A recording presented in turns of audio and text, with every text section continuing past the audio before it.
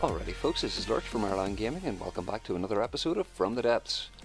I have been playing today shotguns, and I've been running over a couple of the basic concepts and how they work and that sort of jazz, and I've come up with a couple of interesting examples.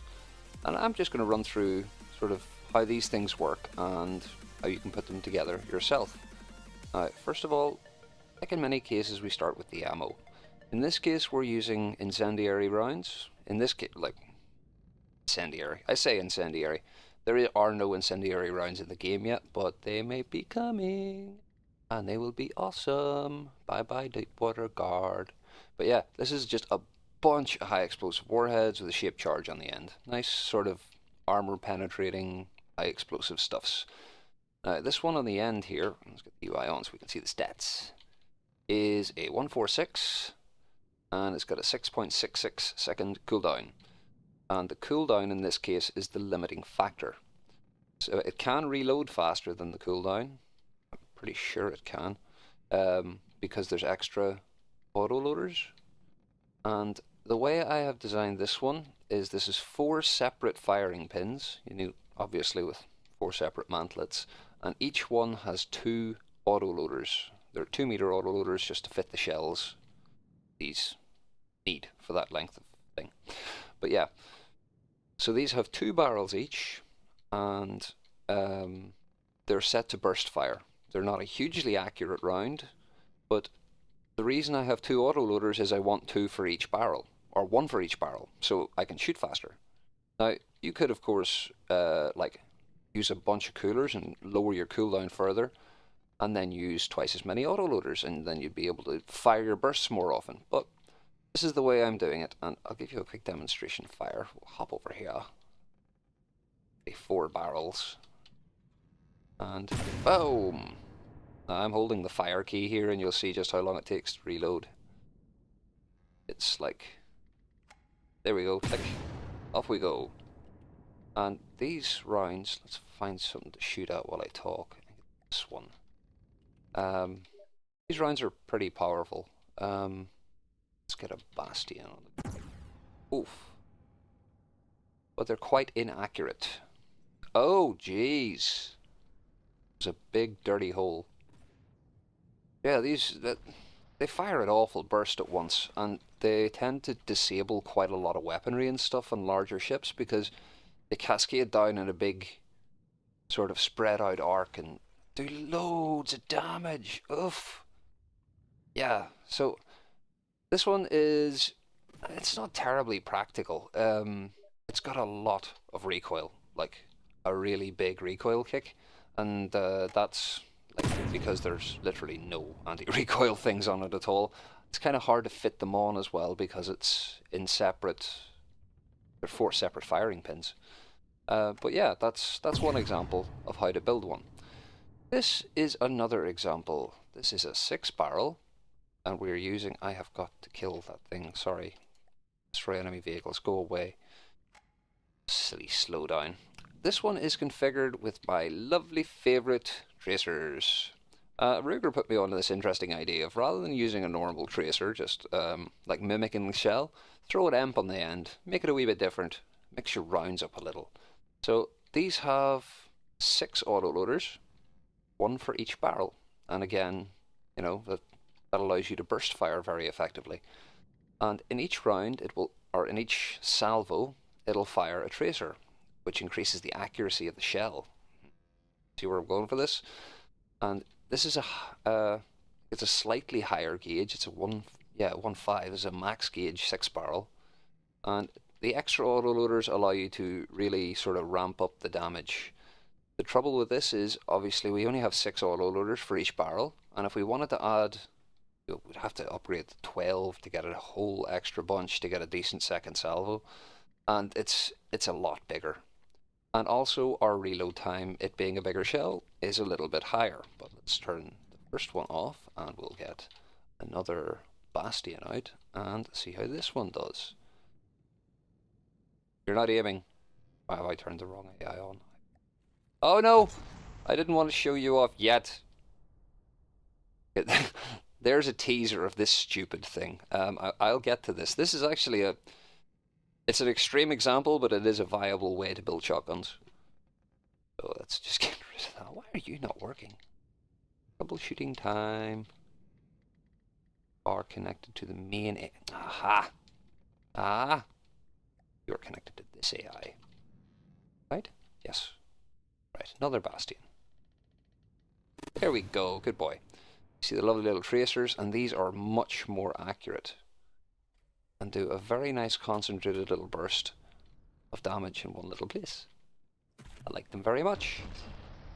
Like I say, the refire rate on the second one is a lot slower. It's like maybe 50% slower, firing slightly higher gauge and a bigger salvo as well. You might want to spread the salvos out a little bit if you're doing this yourself, but you can obviously scale these cannons way down and make smaller HE warheads, maybe flak shotguns if you so desire. For the sake of handiness, I'm only using the same loadout. It means I don't have to build a whole bunch of shell customizers. You see, I have enough here already. But yeah, that is a 6-barrel using 6 autoloaders and a pretty high cooldown to get that refire rate down. So these are refiring just as soon as these autoloaders are reloaded. Boom! So yeah, let's get rid of the enemy vehicles. Boing. And I will show off the next concept, and I hope this is reloaded. Ah, there we go, it just reloaded.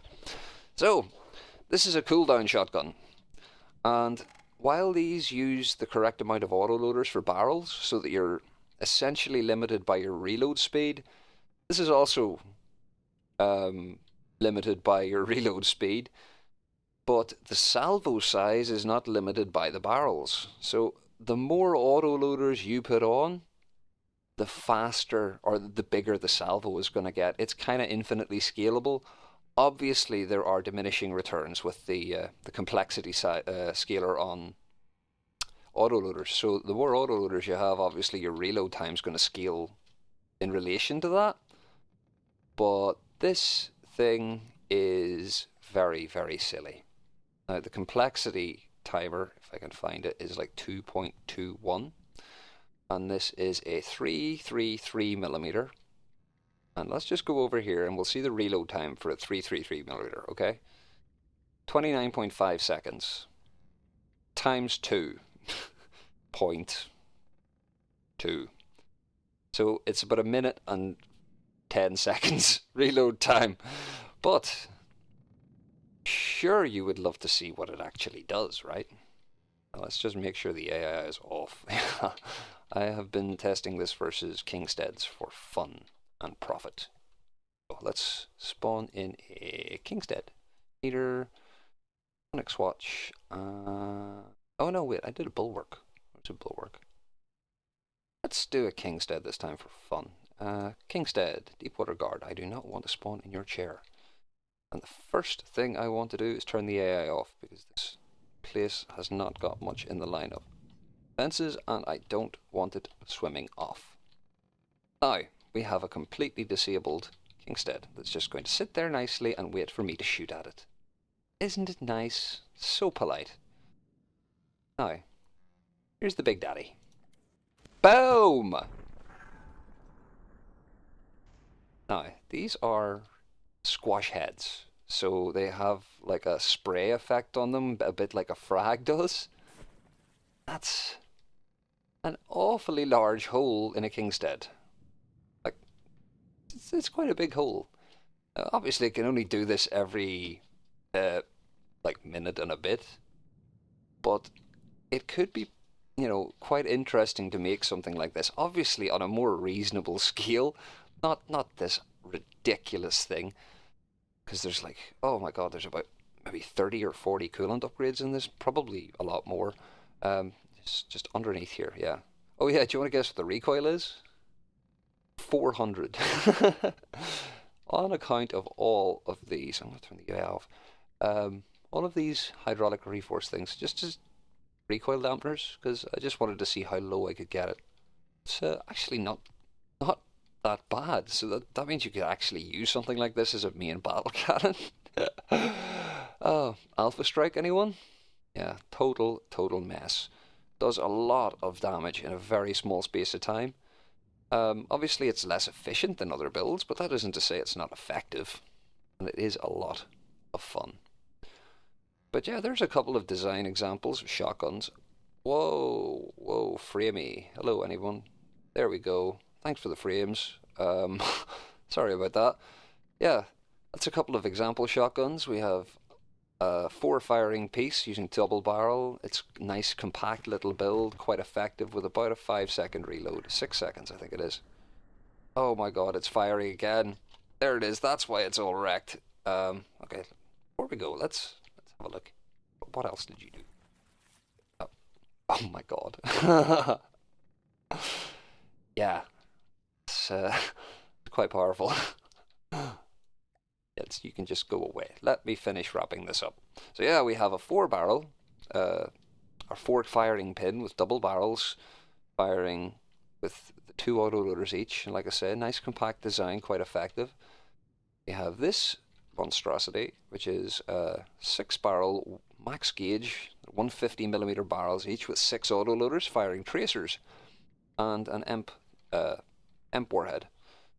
Makes it much more effective, more accurate, less shotgunny, but more accurate, and it lets you concentrate those bursts in a really narrow area. And then we have this cooldown shotgun theory type example thing. I might actually try building something a lot more sensible. I do say a lot more sensible. It would be a lot more sensible. Anything is a lot more sensible than this sort of thing. But yeah, using cooldowns too, and as many autoloaders as you can literally fit to make a really, really high damage, high burst autoloader. Or autoloader? Cannon thing. Cannon thing. Yeah. So, cannons are fun. I like shotguns. Shotguns are awesome. I'm actually thinking these could be quite feasible for something like jets, possibly. Like really, really high caliber. I mean, I've been talking about the idea of using like unpropelled shells to make maybe a bomber, like a proper bomber, that drops advanced cannon shells for fun. Why not? But this is basically the same concept. You're going for really, really low cooldown and as many autoloaders as you can fit in the chamber at once, basically. But yeah, I really hope you enjoyed the episode. Any likes, favourites, comments? I really appreciate it, and I love hearing from you guys. I read every single comment, and I do my best to reply to them all. As always, take it handy, and have a bloody good day.